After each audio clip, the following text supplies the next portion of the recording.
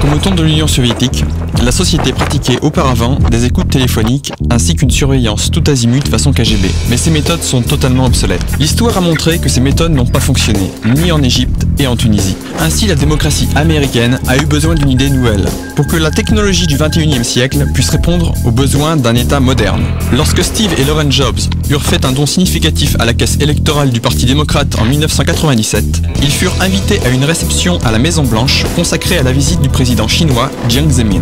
Il n'est pas impossible que Bill Clinton et Steve Jobs eurent évoqué l'idée d'un téléphone portable qui puisse permettre un contrôle total de l'État sur ses citoyens. Le succès phénoménal des lecteurs MP3 iPod signala la naissance d'un fabricant d'une nouvelle génération de portables, précisément la société Apple, d'où l'idée de la production des iPhones.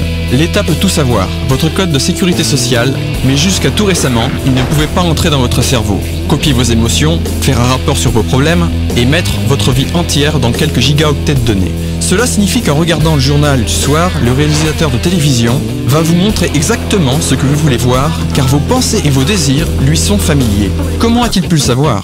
En fait, c'est vous qui lui en avez parlé. L'iPhone a été conçu comme une bombe à retardement.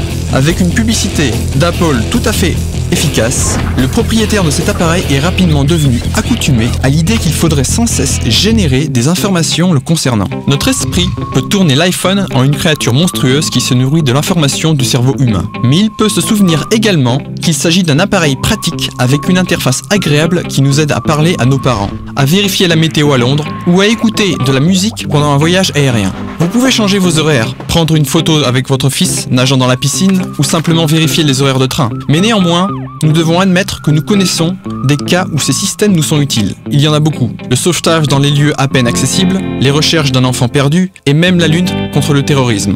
Ne laissez pas quelqu'un d'autre influencer votre avis. Tirez-en vos propres conclusions.